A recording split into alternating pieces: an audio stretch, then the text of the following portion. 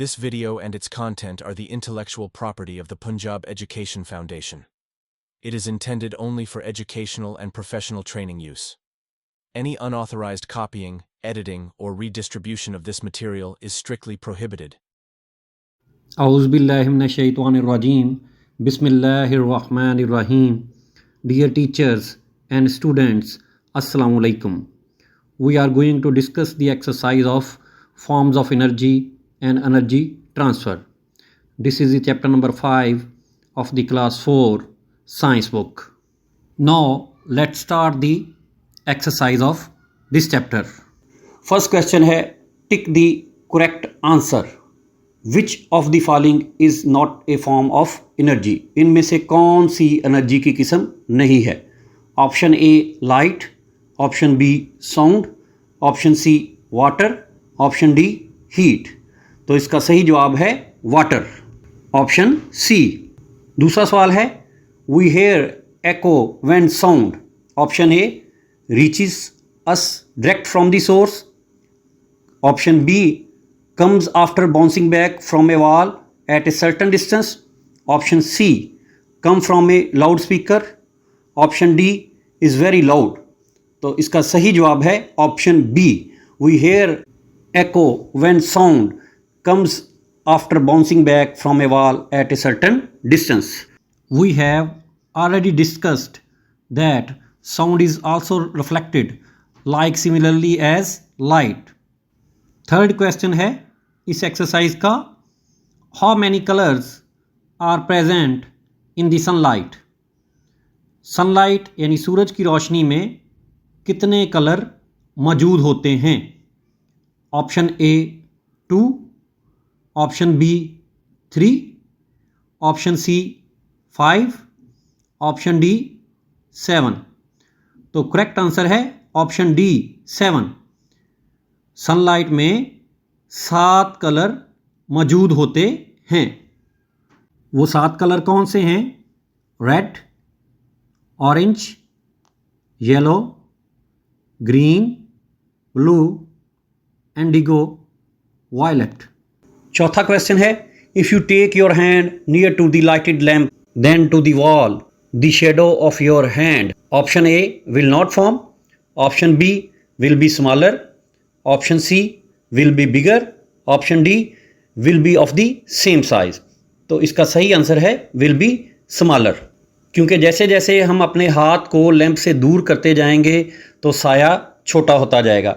जैसे जैसे हम अपने हाथ को लैंप के करीब करेंगे साया बड़ा होता जाएगा.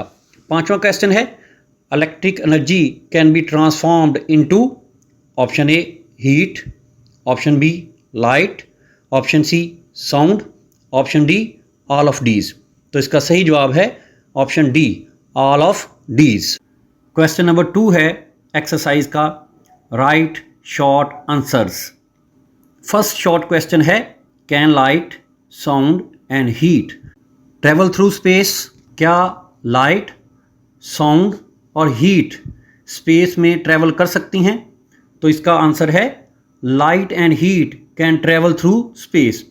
लाइट और हीट जो है वो स्पेस में ट्रैवल कर सकती हैं, but sound can not because it needs a medium to travel.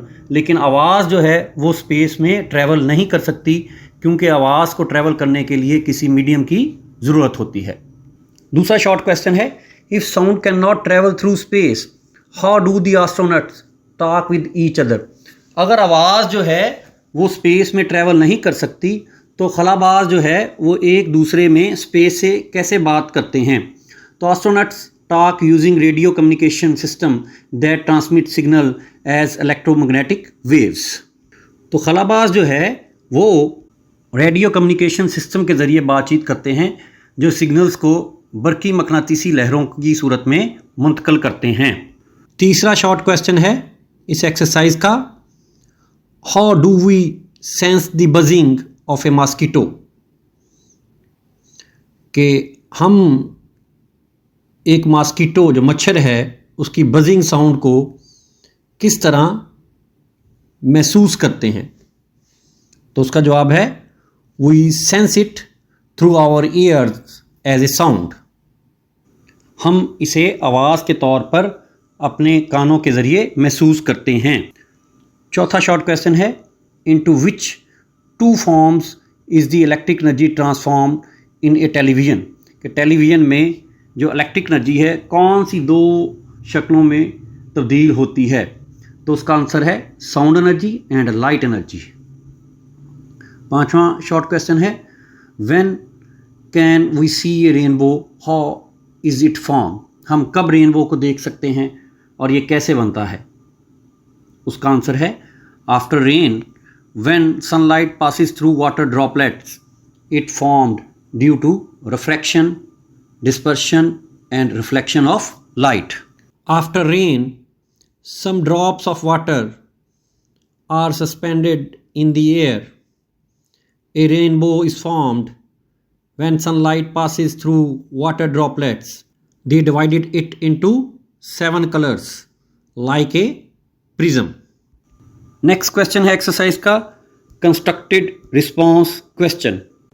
First question है, if we bring a thermometer near a lighted bulb, will the thermometer show change in temperature?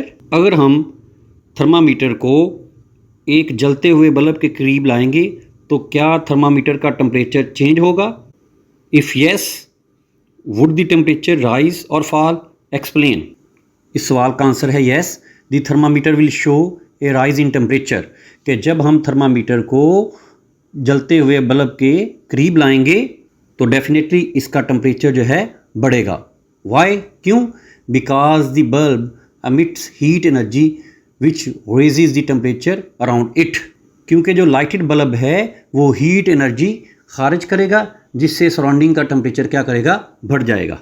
Question number 2 है, you are holding a glass of cold water in a room, the temperature of different things is as follow, your temperature 37 degree centigrade, temperature of water 5 degree centigrade, temperature of room 30 degree centigrade.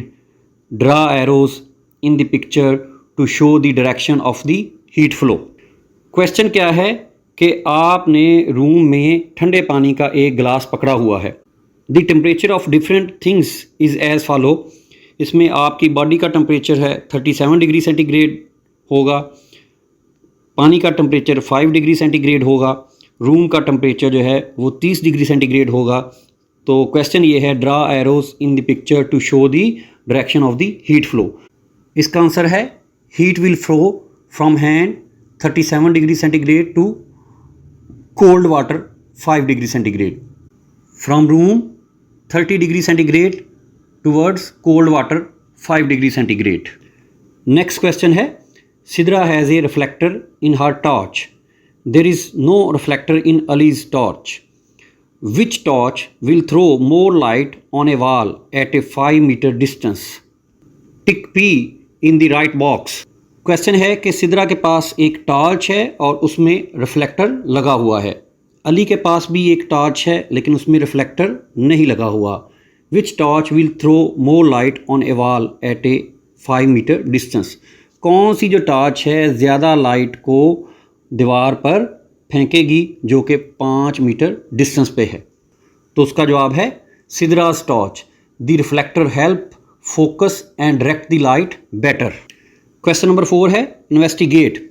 A simple electric circuit consist of a battery और cell, bulb and electric wire. Its electric path has broken and the bulb is not glowing.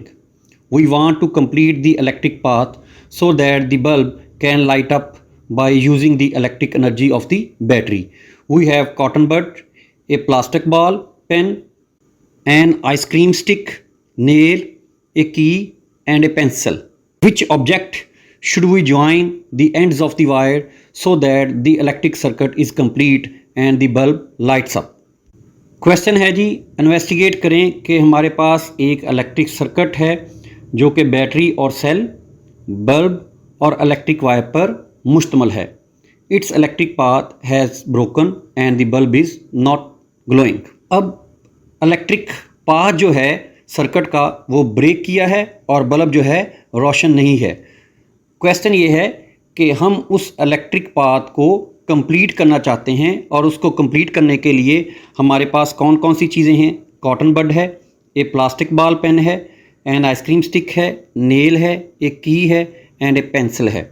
तो कौन सी object हम वो जो circuit break हुआ है उसमें लगाएंगे कि बल्ब जो है वो क्या हो जाए, रोशन हो जाए? तो उसका आंसर है नेल, की या पेंसिल। इन तीनों चीज़ों में से कोई चीज़ जो है हम उस जो सर्किट ब्रेक हुआ है उसके साथ लगाएंगे तो बल्ब जो है रोशन हो जाएगा, क्योंकि ये तीनों चीज़ें जो हैं वो क्या हैं, कंडक्टर हैं। क्वेश्चन नंबर 5 है जी प्रोजेक्ट। ये टीचिंग का बहुत अच्छा मेथड है, इसको कहते हैं प्रोजेक्ट बेस्ड लर्निंग। और जो प्रोजेक्ट दिया है वो है let us make a telephone. You need the following thing for this project: 2 paper cups, 2 small pieces of twig, string or thin wire almost 7 meter, pencil or nail to make holes in paper cups। Project क्या है कि आपने एक telephone बनाना है, आपके पास 2 paper के बने हुए कप हैं, 2 स्मॉल पीस हैं टहनियों के, और एक रस्सी है या थिन वायर है जो कि 7 मीटर की है, एक पेंसिल है या कील है to make holes in the paper cup, जिसके ज़रिए आपने जो कप हैं पेपर के बने हुए उसके अंदर क्या करना है, होल करना है।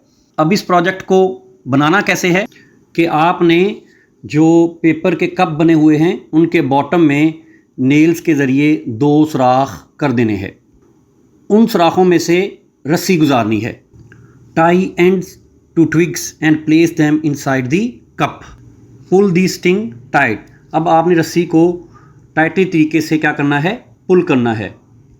तो होगा क्या, when one person speaks sound travels through vibration in the string to the other cup, कि जब एक आदमी बोलेगा तो साउंड जो है रस्सी के ज़रिए ट्रैवल करती हुई दूसरे कप तक जाएगी और दूसरा खड़ा हुआ शख्स भी उसको आसानी से सुन सकेगा।